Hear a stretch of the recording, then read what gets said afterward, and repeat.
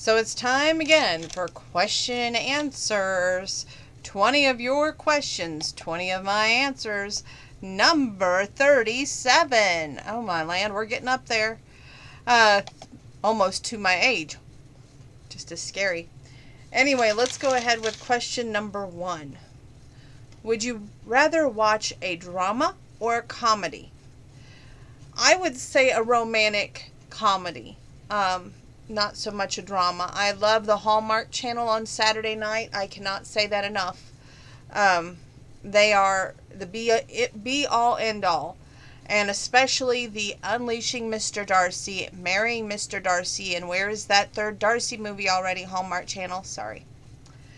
If you wrote a children's book, what would be your choice of setting and main character?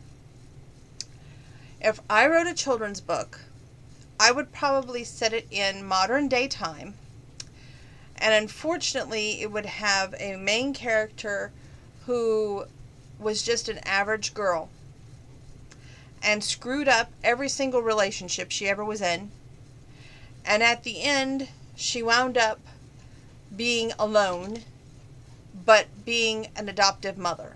So there's a positive with a negative. Which is better, the book or movie version of?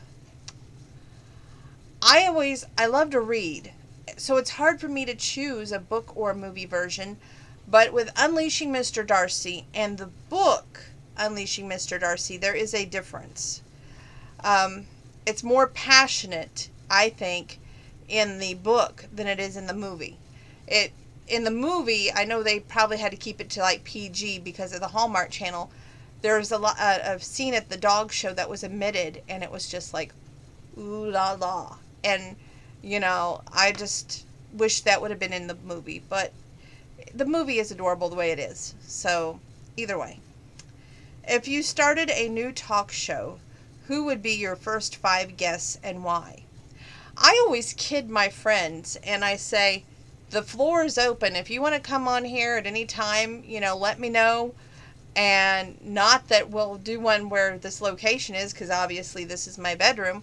But if we can rig a camera up, you're welcome to come on, and I would be happy to interview you. And you ought to hear oh my gosh, no way, I ain't doing that. No, sirree, Bob.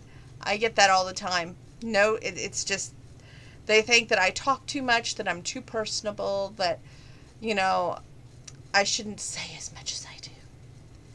And I always say, you know what? It's me. Like it or love it or hate it and don't. So, or don't watch, But anyway, if I had to choose 5 famous people, okay, let's go there. I would probably choose Easton Corbin, Chris Young, and George Strait. And my other 2, Gerard Butler and Matthew McConaughey. Yeah, that's a good first 5 people. What artists of today do you think will be remembered 100 years from now? What a great question, since we just had the award show last night that I was all upset about. Honestly, if they don't start wearing some clothing, if they don't start showing some respect to their elders, if they don't start showing respect to the fans who made them, there isn't going to be any people to be remembered 100 years from now. But if there was one artist from today that I think has made a great impact, it has to be George Strait. He's going to be the one, I think, that people would remember 100 years from now, honestly. What song do you play when you are really happy? It varies. I would say it's either something Chris Young, which is the little black dress song, to when you think of me, when they think of me, I think it's the Cassidy Pope duet. To also Luke Bryan, but it's not the current Luke Bryan. It's the one Luke Bryan which had Shake It For Me Country Girl, to the 90s. I have my Red Akins, my Wade Hayes, John Barry, Jody Messina ready to go on at any time, Black Hawk. Just things that, that kind of picks me up. And the next part of the question says, what do you play when you are down? There's an Easton Corbin song that I've even sung on here, Are You With Me? And it's not so much of when I'm down, it seems like when I'm a little bit more bluesy, I put that one on. I don't think that I'm ever really down. I'm sure I have my moments, I won't lie, but I don't think I'm ever that down. What annual televised event is an absolute must-see for you? Obviously, if it's a country music award show, I'm going to tune in. I'm going to put my 2 cents in, and some people may agree, some may not, but you know what? It's the way I feel, the way I was raised, and I was talking with a bunch of my friends today, and we've all come to the conclusion that country music is not the current country music that we used to hear. It has become bubblegum pop music, and I detest it. I don't know what's caused this version to come out so prevalent, but I want it to go away just as fast as it came. Have you ever written a letter to the editor? Ironic. Yes, I've written letters about our street out here, which is South 15th Street, how they need to pave over it because we have the bricks and it's supposed to be on the historical list. But if you go down this road, there are some major bricks that have either created this dive in there and you could lose a tire almost into it going down this road. It's horrible. And honestly, when my grandma would have emergency situations, the EMTs never wanted to go down this road because they thought it was horrible because just the bumpity. You could take a horse ride down this road better, more than a car. Just saying. I also wrote about Zac Brown Band. I was actually featured in the paper many a times. I had a dog, Brandon, that I rescued from the shelter, and he had boric acid poured on him, and he only lived for a couple of years, but it was the best couple of years. And it was to encourage people to go out to the local shelter and adopt.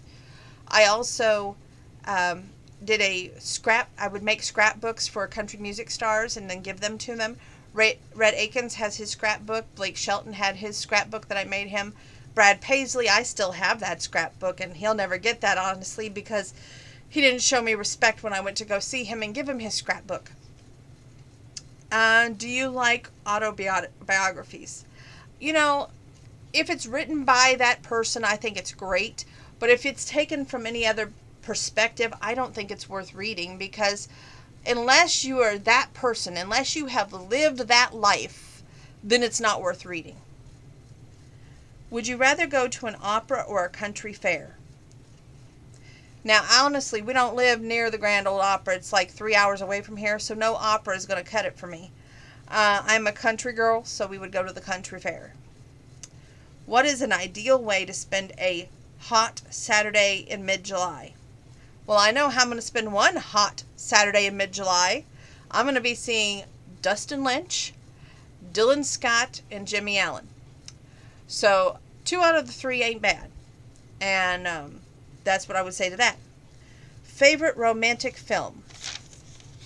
Ooh, that's a good one. I like 8 Seconds, but yeah, he dies in the end.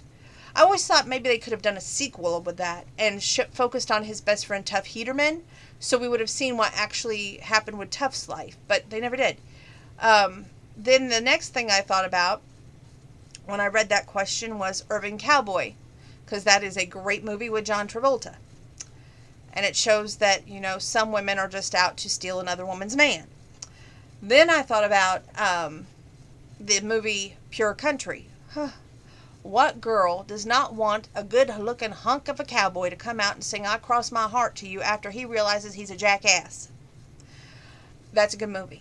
And then I thought about The Mirror Has Two Faces, where he wanted to fall in love with a woman with a plan, but he didn't really want to be in love. He just wanted to say that he was married and live his life and she'd live hers, and then at the end, he falls in love with her. And then I thought about Unleashing Mr. Darcy, Marrying Mr. Darcy, my 2 favorite movies in the whole wide world that I've watched more than a lot. And that's just a great, great movie. So, I have all these great movies I can reference. Don't ever ask me that question. What memento of a famous person would you like to have?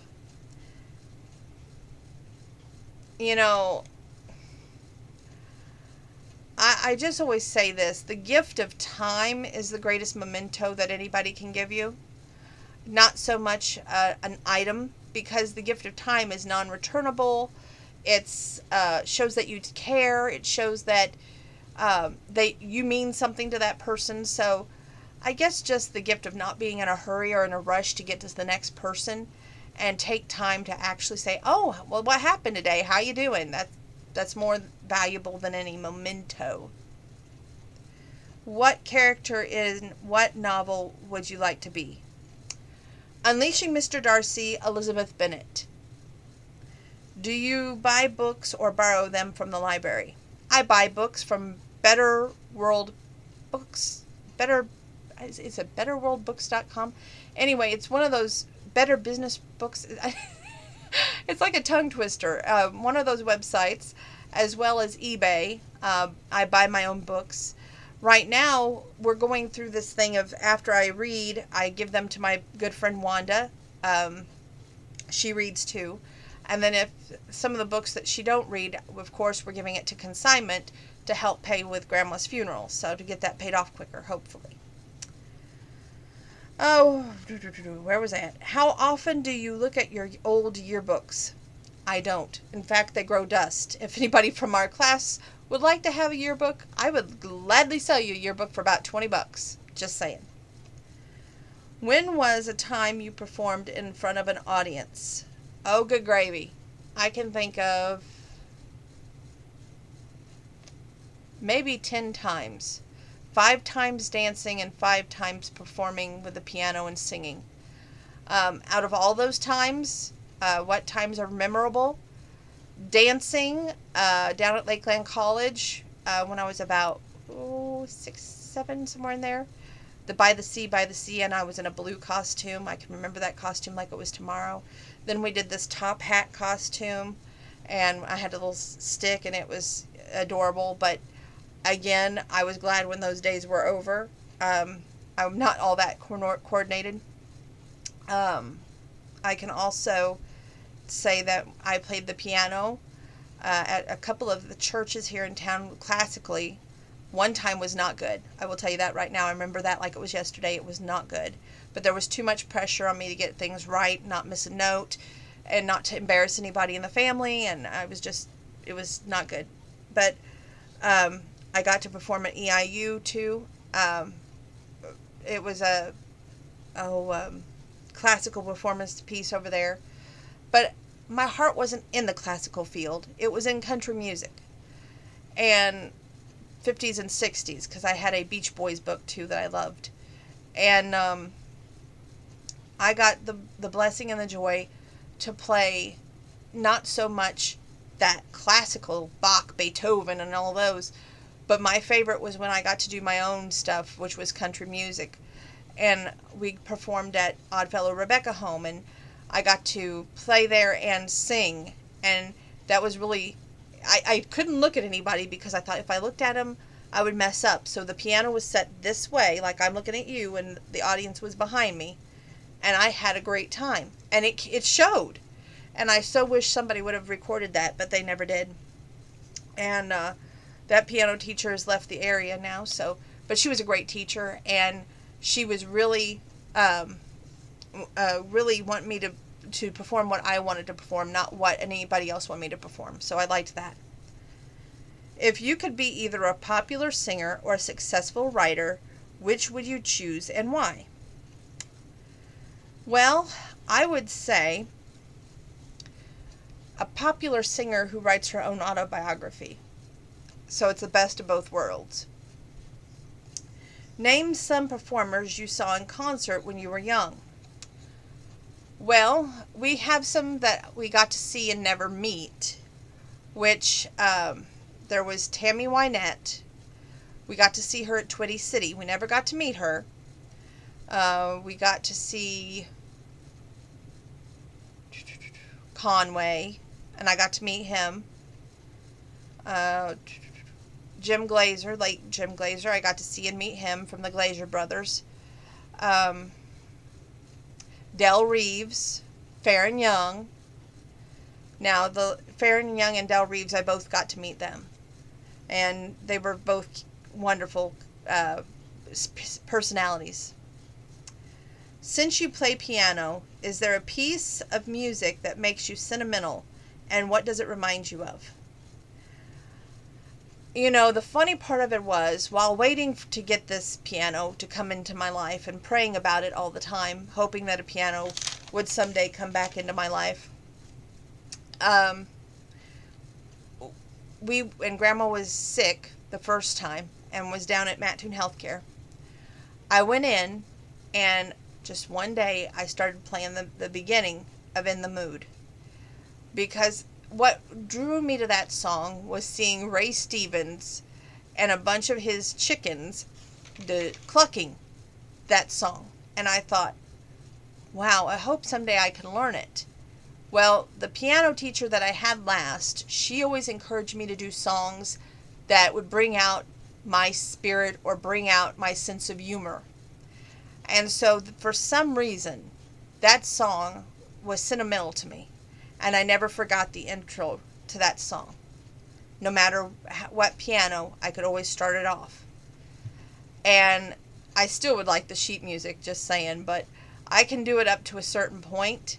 But when I sold my last keyboard I had before I got the piano, I gave a bunch of my music away with that sale because I didn't think that a piano would ever come into my life. And at the time I wanted what was best for the music. I didn't want it to be in the basement getting dusty and, or growing old to, nobody would be able to read the notes. So I wanted what was best for the music, not what was best for me. So now I'm in the mission to try and recapture some of the old sheet music that I had. And I've got some books. I need to get some more, but I don't have In the Mood on sheet music. I don't have Unchained Melody. That was from Ghost, but I've got to find that again and get it on sheet music because I loved that song. And just little things like that. There was a book that I had that had Garth Brooks, If Tomorrow Never Comes, The Dance, and a lot of other 90s hits, I think Boot, Scoot, and Boogie.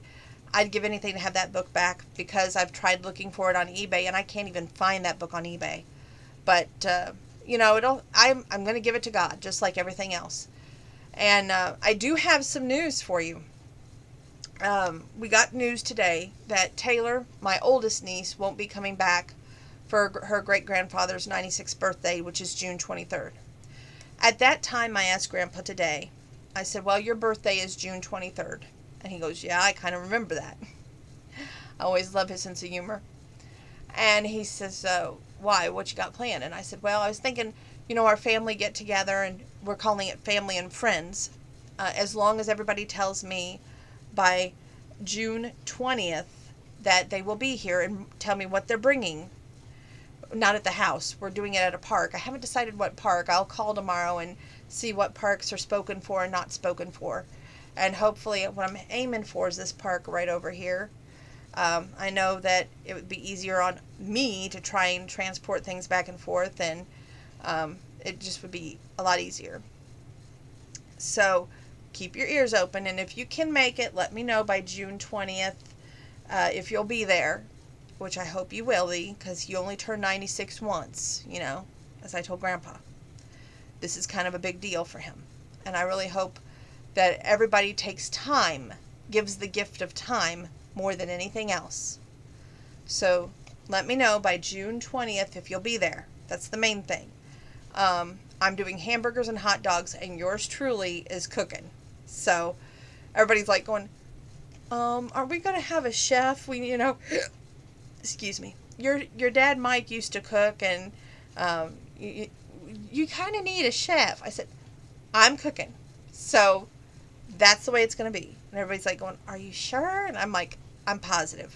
So I've got this. I'm cooking hamburger, hot dogs, and I'll probably do some either turkey burgers or veggie burgers. So we'll have a little variety. And I really hope everybody will be there. I hope that everybody will bless us with their presence and no arguments. just everybody getting along because they know how much of a special day it is for Grandpa. So with that being said, love you one and all. See you again soon. I'm going to go work out.